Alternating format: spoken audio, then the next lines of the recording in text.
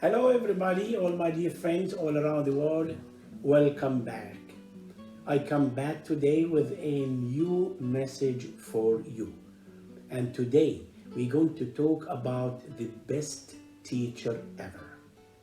We're going to talk about the uniqueness of Jesus as a teacher. Yes, he is the best teacher ever. But before I go ahead and I start, I just like to tell you that we still in quarantine. We still cannot go to other villages, cannot travel between cities. As soon as we have this opportunity to leave and they take off the quarantine, I promise that I will change locations and I will go and visit other places, and on the location I will talk more and more, but in the right time and in the right place. So my dear friends, 1st century AD, we know that this is the time of Jesus. When the Lord appeared on the earth, there was major figures, Jewish major figures living in the same time. And those are the rabbis who were teachers, best teachers, with disciples. They have like schools of theology. And today you cannot be a good Jew if you don't know or you don't read the theology of Shammai or Hallel or Gamliel or Hanina. Those are major figures in Judaism. Those were the best in that period of time. I'm sorry, Jesus was a teacher, was a disciple, was a rabbi, but in the eyes of so many, he was just a teacher, just a rabbi, but he was very unique. So, what the Bible wants to tell us about Jesus in a different way than the other teachers, the rabbis. And why the Bible is telling us wherever the Lord is going, traveling, he's meeting so many people, lots of people running after him. Why we don't read anything about this when we read about Shammai or Hallel? Why nobody running after them? Yes, they go to study, but not in a big numbers. Remember that the Bible said 4,000 there, 5,000 there, running after Jesus. And we know that the numbers, the way we read the numbers a little bit different, so the numbers could raise up to 10, 15,000 running after Jesus just to listen and to learn. So what is the uniqueness of Jesus made him very special and different than the major rabbis? And I will make it more harden you and tell that he was not the only one perform miracles. According to the Jewish history, some rabbis like Gamliel,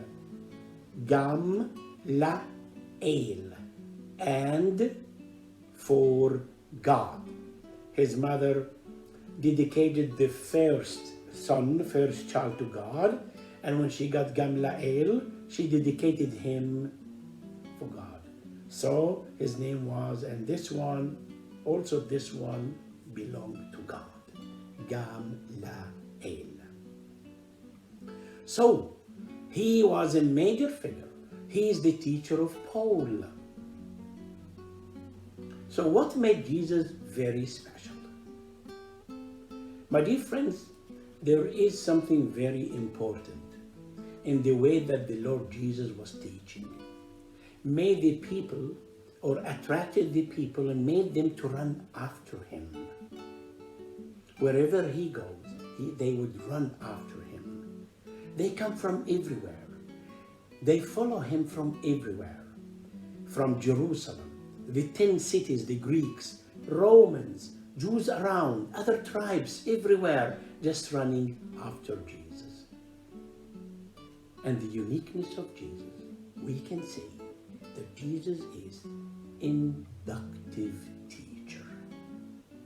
He was inductive teacher, while the others were deductive teachers. Means that they come for you with a conclusion. Means you do 1, 2, 3 and you will get 1, 2, 3. My dear friends, kings and generals and the rabbis are deductive teachers, while Jesus was inductive teacher. Means that he is giving you a space to think and to choose. If you notice very well what happened in the end of the story of the prodigal son in Luke chapter 15, we all know that the boy decided to come back to his father, very sorry. He wanted to be a servant, not to be called a son, but a servant. Here comes his father, and he received him, and he rejoiced with the whole village. And when the elder son came, he asked the servants, and they told him that his brother came. He became very angry. He refused to come in. And what happened? The father went outside, trying to get his elder son to come in so he can join the celebration. And the son was very reasonable when he said, this boy took everything and he went away, and when he finished his money, now he's coming back. But I'm with you all the time. Most of us think the same way. We think this is the reasonable one. When you make mistake, you deserve punishment. When you spend all your money, you will feel hungry. So you have to be wise. But this is not the way the Lord is thinking. So the Father is explaining more and more, and let me read just the last verse in Luke chapter 15, and it says, but we had to celebrate and rejoice, for this brother of yours was dead and has begun to live, and was lost and has been found. And the story would end right here. This is not end. We don't know if this son obeyed his father and agreed to come in, or he insisted to stay outside and reject his brother. And this is the space the Lord would leave for you today to think and decide.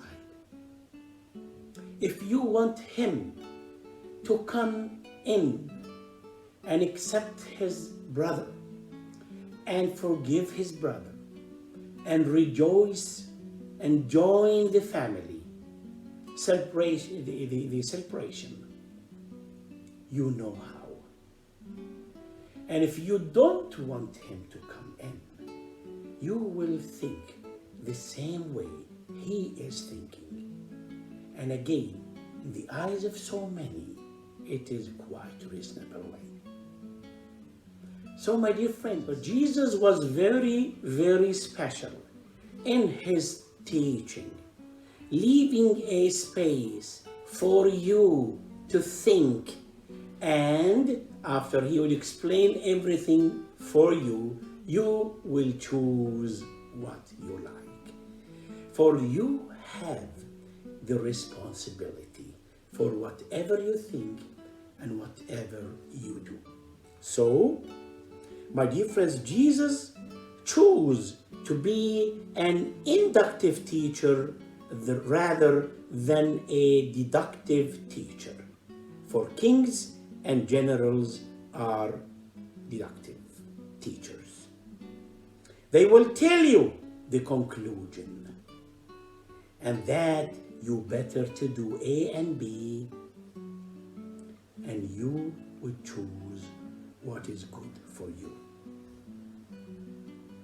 Inductive teacher has great respect for human integrity and the ability to evaluate, discern, and make the choice when you are ready. What kind of teacher you want the Lord Jesus to be? What kind of disciple you want to be? Good morning from Israel.